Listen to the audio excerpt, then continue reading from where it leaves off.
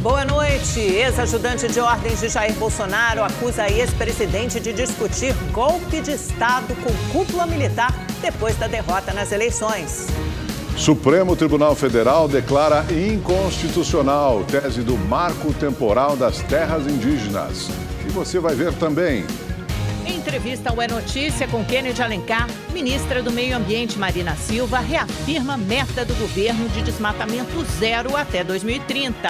É um compromisso do presidente Lula, desmatamento zero até 2030, é uma meta ousada. Eu acho que o Brasil é o único país que teve essa coragem de botar uma meta, né, com uma data para alcançar, né, o objetivo que está sendo determinado. 21 dias de greve. Médicos e enfermeiros cruzam os braços em um hospital público de Minas Gerais. Pacientes esperam atendimento em macas no corredor. 200 tablets de maconha em banheiro de presídio no Rio. Policiais penais faziam encomenda da droga para os presos. 3 foram presos. Vice-presidente de futebol do Flamengo, Marcos Braz, explica pela primeira vez confusão com torcedor em shopping. Ele diz que foi xingado e ameaçado. Agora no Rede TV News.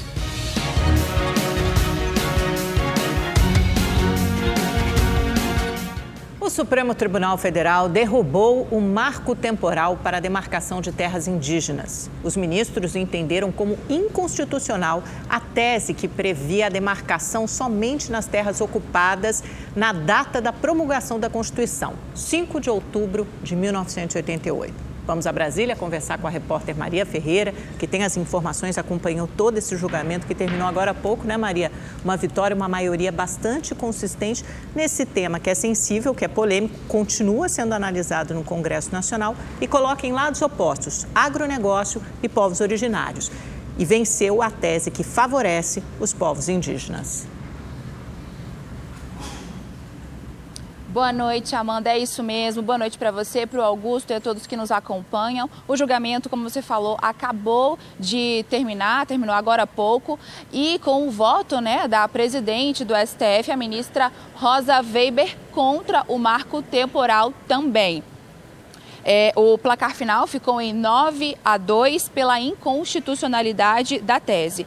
Apenas os ministros André Mendonça e Nunes Marques votaram para validar o uso do marco temporal como requisito para a concessão das áreas. E olha só, enquanto o julgamento ainda estava ocorrendo, a Frente Parlamentar da Agropecuária convocou uma entrevista coletiva que se iniciou há mais ou menos 5 minutos atrás. E o presidente da frente, o deputado Pedro Lupion, estava dizendo o seguinte, que vai buscar, através do Congresso, os direitos que os donos de terra têm.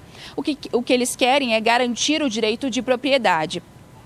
Pedro Lupion ainda disse que o marco temporal não retira o direito de indígenas e que apenas garante o direito de demarcações e o direito de propriedade. Eu lembro que na semana que vem o STF ainda vai retomar esse assunto para fixar a tese, ou seja, para sintetizar o entendimento da Suprema Corte sobre essa questão.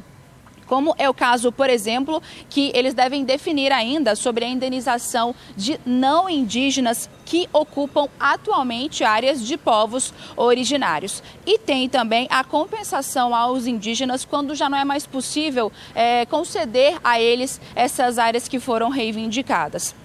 Bom, a tese é fundamental porque esse caso é de repercussão geral e deve ser aplicado em casos semelhantes que tramitam em outras instâncias do Poder Judiciário. Nós preparamos uma reportagem para falar como foi a votação durante a tarde e também para mostrar a reação dos indígenas que acompanhavam a votação aqui do lado de fora do STF. Vamos acompanhar. Cerca de 1.000 indígenas acompanhavam com expectativa o início do segundo dia de julgamento. É um dia que foi muito sonhado por todo o nosso povo, por toda a nossa família. É um momento que a gente esperou antes mesmo da gente nascer. A ansiedade terminou logo no início da tarde, quando o Supremo Tribunal Federal formou maioria contra o marco temporal com o voto do ministro Luiz Fux. Ele acompanhou o relator, ministro Edson Fachin. O que se estabelece na interpretação teleológica sistêmica é que as áreas ocupadas pelos indígenas e aquelas áreas que guardam ainda uma vinculação com a ancestralidade e a tradição dos povos indígenas, ainda que não estejam demarcadas, elas têm a proteção constitucional. Do lado de fora, a comemoração foi imediata. Meu pai ficou 4 anos como cacique-presidente, ficou anos e anos, agora faleceu e eu pude estar aqui, ele não pude ver, mas eu, como filha dele, estou hoje aqui. A ministra Carmen Lúcia também votou contra a tese. As terras sendo direitos fundamentais não podem ser diminuídas e, portanto, eu afasto qualquer ideia de reducionismo dessas terras ou de reducionismo não só fisicamente do que é ocupado, mas também no tempo. Desde 2021, os indígenas acompanham esse julgamento. A maioria dos ministros entende ser inconstitucional o marco temporal que limita a demarcação dos territórios indígenas à data de promulgação da Constituição. Mas há divergência nos votos desses magistrados, principalmente com relação a uma possível indenização para ruralistas ocupantes de boa-fé de áreas de povos originários. Atualmente, a lei só prevê o pagamento pelas benfeitorias feitas nos territórios. Não é possível indenização pelo valor da terra. O Supremo ainda precisa definir esses critérios. De fato, o Brasil real aqui se encontra. De um lado, pequenos agricultores e de outro, indígenas que vindicam áreas tentando ter o seu espaço vital. Por enquanto, as lideranças indígenas cobram do governo condições para o processo de demarcação. O processo de homologação ele não é apenas uma vontade política, ele tem que ter uma vontade administrativa, orçamentária, técnica, operacional para se efetivar. A decisão do Supremo vai impactar os 226 processos suspensos nas instâncias inferiores do Judiciário, que aguardam uma definição sobre o tema. Hoje foi a última sessão no Supremo Tribunal Federal do Procurador-Geral da República, Augusto Aras. Na fala de agradecimento, ele afirmou que foi incompreendido e que não se pautou por motivação política. O mandato de Aras termina no fim deste mês e ele não deve ser reconduzido ao cargo pelo presidente Lula. Os desafios dos últimos 4 anos foram adicionalmente cercados por algumas incompreensões e falsas narrativas, dissonantes com o trabalho realizado, documentado e publicizado. Parte das incompreensões deve ser a equivocada expectativa de o Ministério Público protagonizar ou mesmo apoiar projetos partidários. Ao Ministério Público, tal como ao Judiciário, a Constituição veda expressamente a atividade política partidária. Nossa missão não é caminhar pela direita ou pela esquerda, mas garantir, dentro da ordem jurídica, que se realize justiça, liberdade, igualdade e dignidade da pessoa humana. Hoje no É Notícia, o jornalista Kennedy Alencar entrevista a ministra do Meio Ambiente e Mudança do Clima, Marina Silva. A ministra falou sobre a participação do presidente Lula na Assembleia Geral da ONU e o recado que deixou aos países mais desenvolvidos. Eles precisam ajudar os mais pobres no enfrentamento da mudança climática. Primeira mensagem, não tem mais como adiar o enfrentamento da mudança do clima. A segunda mensagem é de que os mais vulneráveis, e aí você pode pegar entre classes sociais, entre indivíduos, países, regiões inteiras, não podem pagar o preço ainda maior por essa transformação que precisa acontecer. Países que têm mais recursos financeiros, mais recursos tecnológicos e humanos para enfrentar o problema têm que ajudar os países vulneráveis. A ministra do Meio Ambiente falou da importância de reduzir o desmatamento e que a meta do governo Lula é de desmatamento zero até 2030. Conseguimos, com essas ações intensivas do IBAMA, uma redução de desmatamento de 48%, evitando lançar na atmosfera 196 milhões de toneladas de CO2. Essa é a contribuição dessa primeira ação nossa. Ministra, e a meta é desmatamento zero em 2030. É nisso que a gente tem que chegar. Sim, esse é o compromisso do presidente Lula. Desmatamento zero até 2030 é uma meta ousada. Eu acho que o Brasil é o único país que teve essa coragem de botar uma meta, né, com uma data para alcançar, né, o objetivo que está sendo determinado. A ministra disse ainda que o governo trabalha num plano de prevenção para catástrofes naturais, mas que ainda precisamos nos adaptar e transformar nosso modelo sustentável. Temos que nos adaptar. Por quê? Como já estamos vivendo sobre o efeito da mudança do clima, quais são as medidas que a gente tem que tomar, quais são as formas preventivas que a gente tem que construir para evitar que cada ano a gente veja as pessoas alagadas, soterradas, essa situação de calamidade. E transformar. Se continuarmos com a mesma forma de produzir, a mesma forma de consumir, a mesma visão de desenvolvimento, como se os recursos naturais fossem infinitos, não tem adaptação nem mitigação que dê jeito. Nesses primeiros meses do governo do presidente Lula, esses primeiros 8 meses, nós enfrentamos o problema do desmatamento. Estruturalmente, estamos trabalhando a transformação ecológica que é liderada pelo Fernando Haddad. Nós estamos trabalhando um plano de prevenção dos eventos extremos. Marina Silva disse ainda que Jair Bolsonaro deixou o Ministério do Meio Ambiente completamente desestruturado. Olha, um ministério completamente desestruturado, servidores perseguidos, ameaçados, o IBAMA em uma situação muito difícil, todo tomado por militares, que podem ser muito bons para o trabalho que a Constituição lhes assegura, mas para fazer fiscalização, autuações, eles não têm essa expertise e essa competência. Então, nós encontramos, resumindo, uma terra arrasada. O É Notícia com Kennedy Alencar vai ao ar hoje às 11h45 da noite.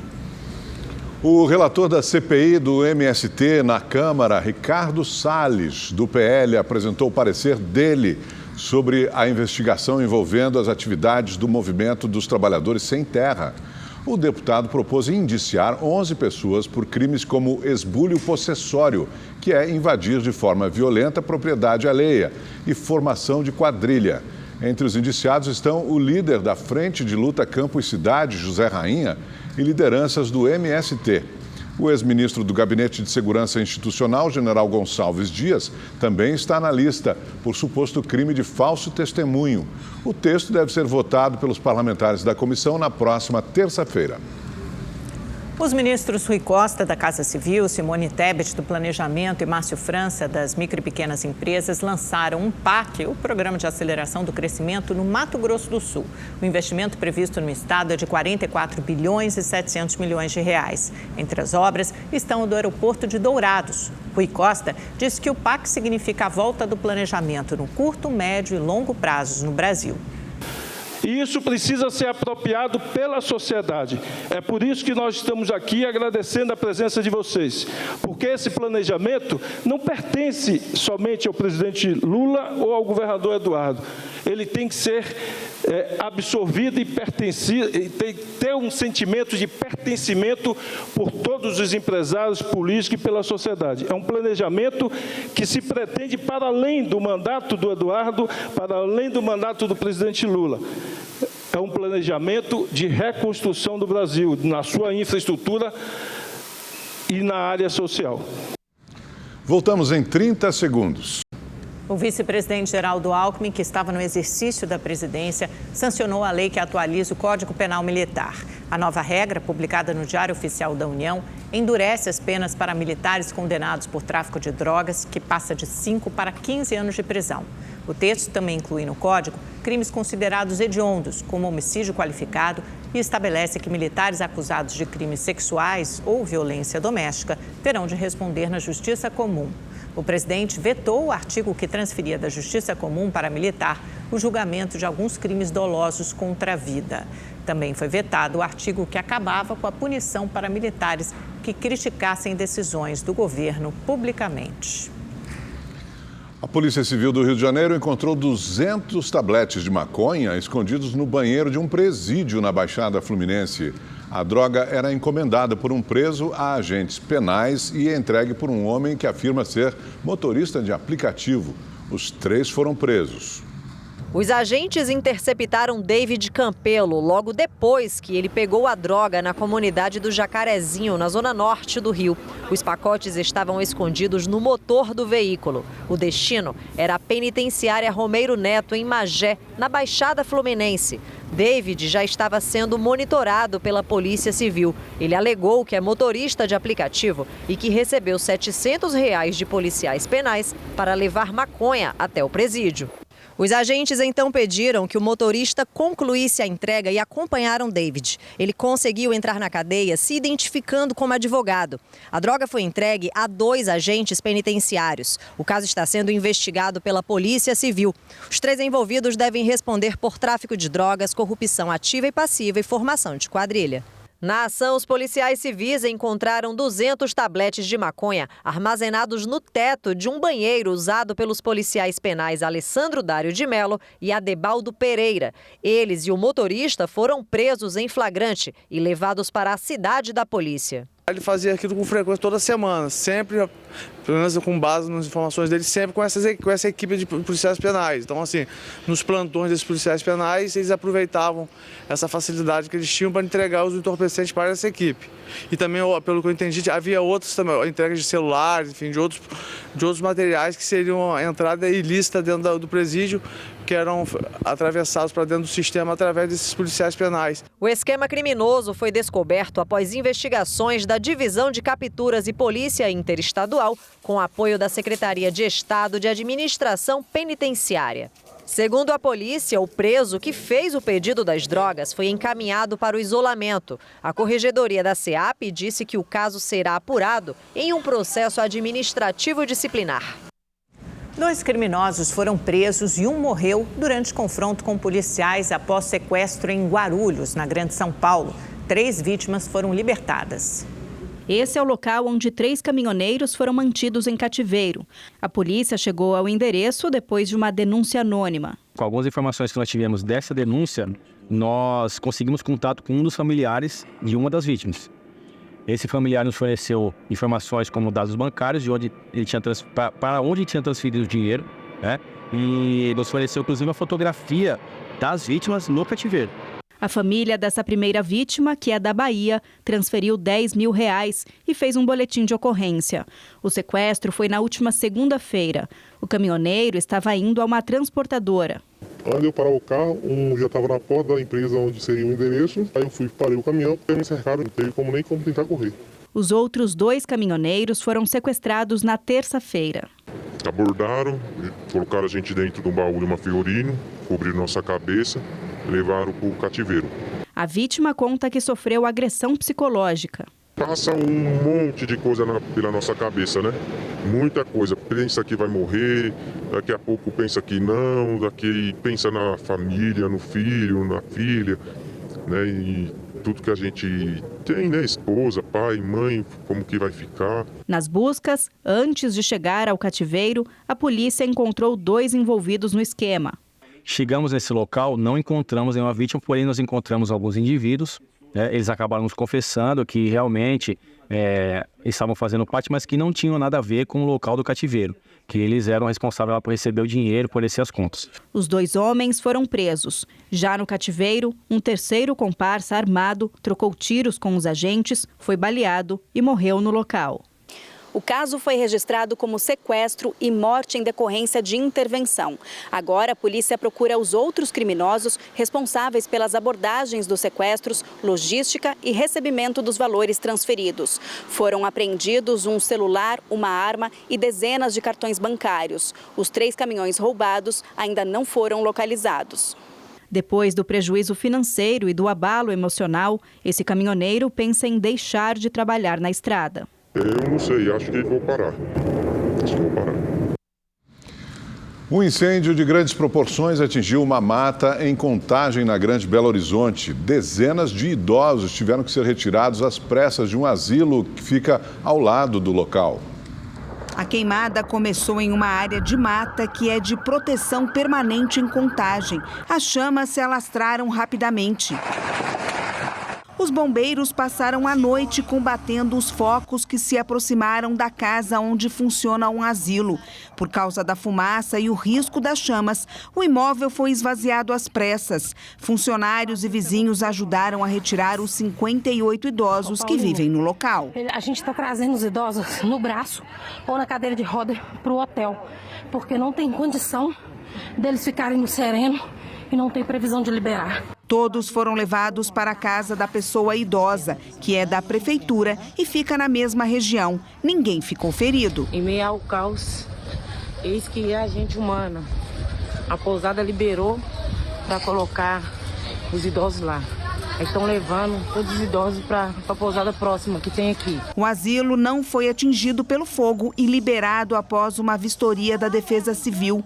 De acordo com os bombeiros, o incêndio foi criminoso. Um homem de 50 anos foi detido, suspeito de ter iniciado a queimada.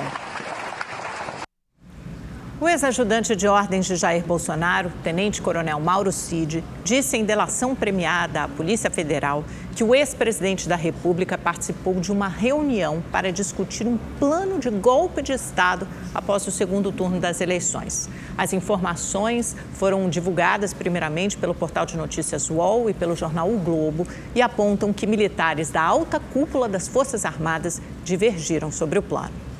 Os relatos de Mauro Cid fazem parte do acordo de delação premiada homologado pelo ministro Alexandre de Moraes do Supremo Tribunal Federal no último dia 9. Segundo reportagem do UOL, Mauro Cid teria dito à Polícia Federal que o então presidente Jair Bolsonaro recebeu das mãos do assessor Felipe Martins uma minuta de decreto para convocar novas eleições, que incluía a prisão de adversários. Segundo o ex-ajudante de ordens, isso aconteceu logo após a disputa presidencial, vencida por Lula. No relato, Cid disse que Bolsonaro articulou o golpe com aliados e submeteu o teor do documento em conversa com militares de alta patente. Também afirmou que o então comandante da Marinha, almirante Almir Garnier, manifestou-se a favor do plano golpista, mas que não houve adesão do alto comando das Forças Armadas. A reportagem cita ainda que uma das suspeitas dos investigadores é que essas articulações resultaram nos atos golpistas de 8 de janeiro. A Polícia Federal agora tenta confirmar se essa minuta recebida por Bolsonaro seria a mesma encontrada na casa do ex-ministro da Justiça, Anderson Torres. O conteúdo das 2 minutas seria praticamente o mesmo. A Polícia Federal também tem cumprido diligências para confirmar outras informações repassadas por Cid durante a delação. O ministro da Defesa, José Múcio Monteiro, disse que o envolvimento de militares no suposto plano golpista é constrangedor, mas lembrou que os supostos envolvidos não estão mais no poder e defendeu as Forças Armadas. Todos esses nomes especulados são coisas do passado, do governo anterior, e o que nós desejamos é que isso seja resolvido de uma vez para que nós tenhamos quem são os verdadeiros culpados e que possamos tirar esse manto de suspeição que se abate sobre todo mundo. A verdade, cada dia está mais comprovada, que nós devemos às Forças Armadas a manutenção da nossa democracia. São as Forças Armadas que evitaram o golpe do dia 8. Sobre a decisão do ex-comandante da Marinha, que teria apoiado a ideia do golpe, o ministro disse que o almirante não se comportou dentro da lei. Havia um presidente eleito, havia um presidente empossado, né? A justiça promulgou, de maneira que nós estávamos 100% do lado da lei e ele não. A delação também repercutiu na CPMI, que investiga os atos golpistas. Segundo a relatora, Elisiane Gama, a delação pode confirmar que o ex-presidente é o autor intelectual das invasões do dia 8 de janeiro. Se houve uma motivação, se houve um chamamento para uma reunião, se houve uma apresentação de uma GLO, se houve ali uma iniciativa de se, por exemplo, questionar o processo do resultado eleitoral e se estabelecer uma intervenção, não há dúvida nenhuma que é uma ação inconstitucional e deverá sim ser levada em consideração. A defesa de Mauro Cid não confirmou as informações porque os depoimentos são sigilosos. O Exército disse que colabora com as investigações e trabalha com respeito à legalidade, lisura e transparência na apuração dos fatos. Já a defesa de Jair Bolsonaro afirmou que o ex-presidente jamais compactuou com qualquer movimento ou projeto que não tenha respaldo da lei e que vai tomar as medidas judiciais cabíveis. O blogueiro preso por ter colocado uma bomba no aeroporto de Brasília decidiu ficar em silêncio na CPMI dos atos golpistas. Wellington Macedo de Souza foi preso na última semana no Paraguai. Ele foi condenado a 6 anos de prisão por envolvimento na tentativa de explodir uma bomba no aeroporto de Brasília em dezembro do ano passado. O blogueiro foi convocado a depor na CPMI, mas decidiu ficar em silêncio. Uma decisão do ministro Luiz Roberto Barroso, do Supremo Tribunal Federal, autorizou o blogueiro a não responder perguntas que possam incriminá-lo. O blogueiro alegou não ter conhecimento das acusações contra ele. Eu vou colaborar com vocês. A partir do momento que os meus advogados tiverem acesso aos autos acusatórios contra essa pessoa que aqui está. A relatora da CPMI, senadora Elisiane Gama, do PSD do Maranhão, disse ao blogueiro que a pena a qual ele foi condenado, de 6 anos de prisão, pode dobrar ou até triplicar por causa de outros processos que ele ainda responde. Ela propôs a Wellington de Souza uma delação premiada. A defesa do blogueiro não descartou. Eu fiz um requerimento de acesso às peças que faltavam no Supremo. Eu acredito que o mais tardar na segunda-feira eu já terei acesso a esses elementos. Me coloco à disposição da senhora para junto com a advocacia do Senado, a gente ter esse diálogo, eu ter acesso ao parecer que trata desse tema aqui internamente. Não temos nenhuma restrição e nenhuma limitação quanto a isso. O Supremo Tribunal Federal vai julgar em plenário virtual mais 6 réus pelos ataques golpistas de 8 de janeiro. A decisão foi tomada pela presidente do STF, ministra Rosa Weber, após um pedido do ministro Alexandre de Moraes, que é o relator das ações. A votação começa no próximo dia 26 de setembro e vai até o dia 2 de outubro. No plenário virtual, os votos dos ministros são inseridos em um sistema eletrônico e sem a necessidade da sustentação oral, que nós acompanhamos normalmente no plenário físico. Até o momento, 3 réus já foram condenados por tentativa de golpe, associação criminosa e dano qualificado. O deputado federal Nicolas Ferreira, do PL, virou réu na Justiça de Minas Gerais no caso envolvendo a exposição de um adolescente trans nas redes sociais. O parlamentar publicou um vídeo em julho do ano passado criticando a presença do jovem trans no banheiro feminino de uma escola particular de Belo Horizonte, onde também estuda a irmã de Nicolas. O deputado chamou o jovem trans de estuprador em potencial. Em sua defesa, Nicolas afirma que não houve exposição do rosto, do nome ou de qualquer identificação do adolescente trans e alega que é vítima de calúnia, injúria e difamação. Quer dizer, é um menor de idade que, embora não tenha o rosto, mas todo mundo da escola, pelo menos, acaba sabendo quem é. A seguir, calor extremo que atinge o país afeta também os animais. Vamos ver o que os zoológicos estão fazendo para refrescar os bichinhos. O Rede TV News volta já.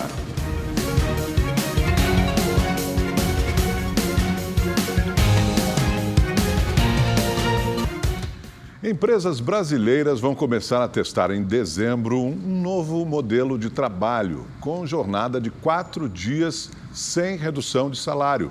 O Brasil será o primeiro país da América do Sul a aderir à iniciativa já testada nos Estados Unidos e na Europa. Já pensou na possibilidade de trabalhar só 4 dias na semana? Boa ideia, é boa, né? Pode ser que em 4 dias consigamos entregar os mesmos resultados do que 5 dias, ou até 3 dias, ou até 2 dias. Então, sou muito a favor da cultura do resultado e não é propriamente o tempo que vai dizer o quanto você pode entregar. Uma folga semanal de 3 dias para dar uma relaxada, resolver pendências, cuidar da saúde física e mental.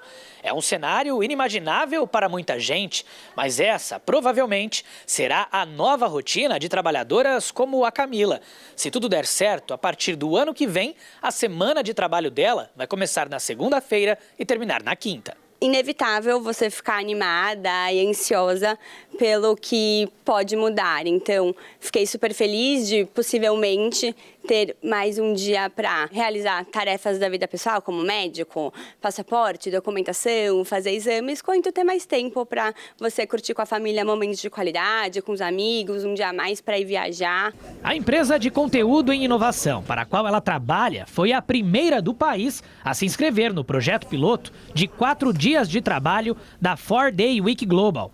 De setembro a dezembro, estarão na etapa de planejamento. São pequenos ajustes que a gente precisa fazer na nossa forma de trabalhar, que aí sim vão permitir que a gente usufrua, né, desse benefício maravilhoso que é trabalhar um dia menos na semana e usar esse tempo para N coisas, né? A iniciativa já foi testada nos Estados Unidos, no Reino Unido, no Canadá, na Nova Zelândia e na Austrália. Agora chega também ao Brasil. A partir do mês de setembro, a gente começa com as empresas brasileiras a fazer essa etapa de planejamento, aonde elas vão ter orientação sobre mudança de comunicação, estrutura da semana de trabalho, gestão do tempo, acompanhamento de métricas. Então, a gente vai começar o piloto no Brasil, no caso, dezembro e janeiro, né? E fazendo esse acompanhamento durante 6 meses para a implementação dessas estratégias e, né, a percepção de como está sendo essa adaptação aí com o time. Quase 400 pessoas e empresas brasileiras já manifestaram interesse na nova modalidade de jornada de trabalho. No entanto, é preciso avaliar se o modelo é viável ou não para o seu tipo de negócio. O risco é você, ao reduzir em 20% a jornada semanal de trabalho, você acabar tendo que a produtividade por hora do trabalhador não varie, e isso fazer com que o total de produto ao final do mês ou ao final do ano, ele seja inferior ao que era realizado com uma jornada de 5 dias. Bom, se depender de chefes como a Andréia e funcionárias como a Camila, a semana de trabalho com 4 dias deve vir para ficar. Eu acho que vem para ficar. Sim, com certeza. Acho que tem tudo para dar certo. Acho que todos queremos um mundo onde a gente tenha mais equilíbrio entre a nossa vida pessoal, o nosso trabalho. E eu acho que é uma tentativa que vale a pena. Já pensou? Que sonho, né? Diante do calor intenso dos últimos dias, os zoológicos trabalham para que os animais não sofram tanto com as altas temperaturas. Uma das medidas adotadas é refrescar os bichinhos com picolés. Céu azul e muito sol. Quem pode até procura uma sombra e fica tranquilo e se refresca próximo da água. Mesmo com toda essa área verde, os bichinhos também sentem o efeito do calor. Para aliviar o fim desse inverno atípico com altas temperaturas, os animais estão ganhando um presente especial: sorvete. No caso das aves, um delicioso picolé de frutas. Eles já comem frutas na sua dieta normal. E a gente apresenta ela assim congelada, para que dê um certo refresco para eles nesses dias mais quentes. Não estranhe se encontrar girafas que saíram do continente africano também fugindo do sol. É para refrescar, né? Essa onda de calor tá sofrida, né? Os bichinhos também precisam se refrescar, né? Assim como os humanos, os animais também procuram se proteger do calor, como é o caso da Sininho, que está dentro d'água nesse momento. Mas no caso dos macacos e os leões, eles procuram, quando o sol está muito intenso, as matas, lugares onde tem muita sombra. Por isso o pessoal do zoológico aqui recomenda, se você vier fazer uma visita, que venha mais no início da manhã, no final da tarde, porque fora desse horário, eles estão procurando sombra e água fresca. No caso da Sininho, mais água fresca. Os felinos, por exemplo, a gente não conseguiu ver. O leão, a onça, eles estavam mais escondidos por conta do calor mesmo. No Jardim Zoológico em Belo Horizonte, a temperatura também ultrapassou os 30 graus. Para enfrentar o calor, o elefante Jamba se refrescou com frutas congeladas especialmente para ele. O mico-leão dourado também ganhou alimentos em picolé. Para o macaco da espécie Parauacu, o bloco de gelo tinha maçã, banana e pêssego.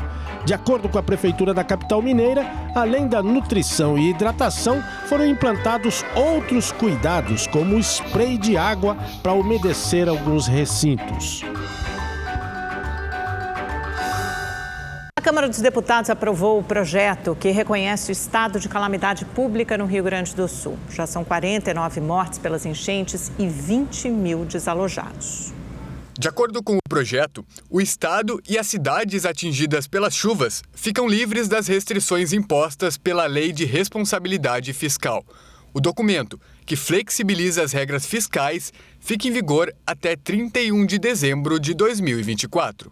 Reconheceu o estado do Rio Grande do Sul de calamidade pública no âmbito do estado e estabeleceu como recorte temporal para as chuvas intensas o período de 2 a 6 de setembro de 2023. O objetivo é destinar recursos às regiões afetadas, já que os governos municipais e estadual vão poder se endividar para ajudar na reconstrução dos locais afetados. Dentre outras medidas, o projeto prevê ainda a dispensa dos limites, condições e restrições para a contratação de operações de crédito ou garantia para o recebimento de transferências voluntárias.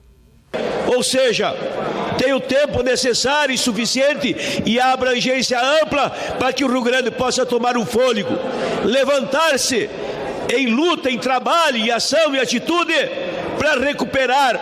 Nós não vamos recuperar as vidas que perdemos, mas vamos fazer tudo o que pudermos em favor do nosso povo e da nossa gente.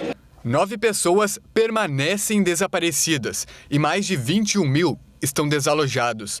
63 municípios estão em estado de emergência e 20 em estado de calamidade pública. Em Roca Salles, um servidor foi preso em flagrante por desviar carga de alimentos para animais. A Polícia Civil entendeu que era caso de prisão em flagrante, sim, por não ser o procedimento correto. A paralisação de médicos e enfermeiros do Hospital das Clínicas de Belo Horizonte provoca fechamento de leitos e salas de cirurgia. A greve começou há 3 semanas e afeta também o agendamento de exames.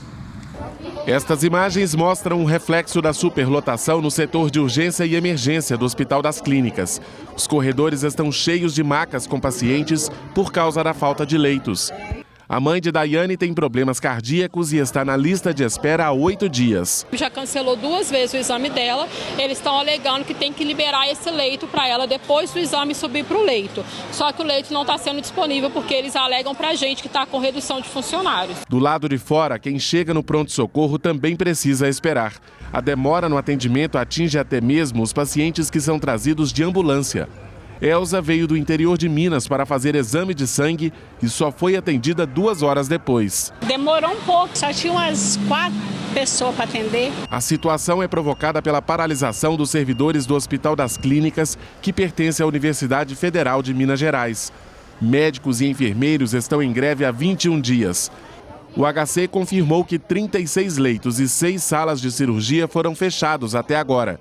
Com isso, pacientes do pronto-socorro que necessitam de internação esperam mais tempo na maca. O paciente está dormindo em cadeira há vários dias. A gente demorou 3 dias para conseguir uma maca, para ela poder ficar deitada na maca. Agendamentos e atendimentos dos setores de urologia, medicina nuclear, ressonância magnética e cirurgias dermatológicas também são afetados. De acordo com o Sindicato dos Servidores em Greve, a categoria exige melhores condições de trabalho e a retomada da antiga escala de plantão. Médicos e enfermeiros querem voltar a trabalhar 12 horas seguidas e depois descansar 2 dias e meio. Segundo os representantes dos grevistas, a jornada atual, no regime 12/36, prejudica principalmente quem trabalha nos turnos da noite e madrugada. Os servidores começaram a ter muito problema de saúde, especialmente problemas psiquiátricos, porque a pressão é muito grande. O nosso hospital é um hospital de alta e média complexidade. Em nota, o Hospital das Clínicas admite que há setores com superlotação, mas afirma que a paralisação não atinge serviços essenciais, como terapia intensiva, hemodiálise, quimioterapia e maternidade. Os atendimentos de urgência e emergência também estão mantidos. Sem acordo, a greve continua por tempo indeterminado. O pessoal fica sem as consultas, aí fica tentando e não consegue. A seguir, o Dia Nacional da Luta da Pessoa com Deficiência. Os desafios que quase 10% da população enfrentam todos os dias. O Rede TV News faz uma rápida pausa e volta já.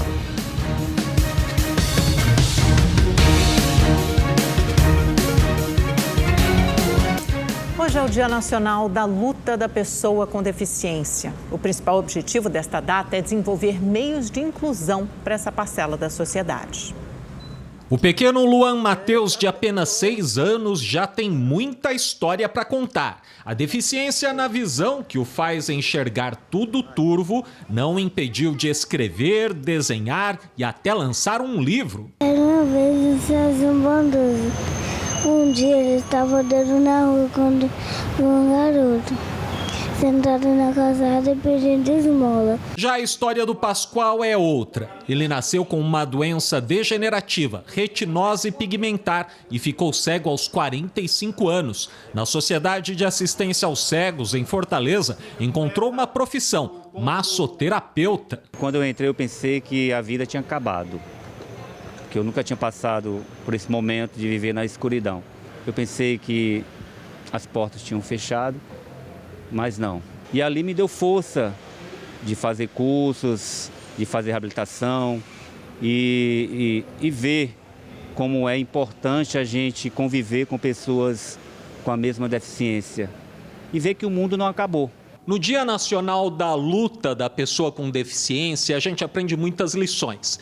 Entre elas, a de que deficiência mesmo é ignorar, excluir alguém com alguma limitação física ou mental. A nossa luta pelo reconhecimento da nossa humanidade, né? A nossa luta por direitos e por uma cultura anticapacitista. Segundo o IBGE, mais de 18 milhões de pessoas no país, cerca de 9% da população, tem algum tipo de deficiência. Apesar dos avanços para a garantia de inclusão, ainda é preciso conquistar mais. A gente chega numa repartição pública, não tem nada. Nem no elevador tem indicação nenhuma em braille. Então são essas coisas que vão chegando a outras coisas bem maiores. O que eu desejo para as pessoas que têm algum tipo de deficiência é que não percam a esperança de um mundo melhor, mais acessível, mais inclusivo, e que a gente possa mudar a mentalidade, a cabeça, quebrar os paradigmas da vida e mostrar para a sociedade que a deficiência não é uma doença contagiante, não. É uma atrocidade, né? Um crime de guerra. Rede TV News fica por aqui. Uma ótima noite para você. Nos vemos amanhã. Obrigado pela sua companhia nessa quinta-feira. Uma boa noite e até amanhã.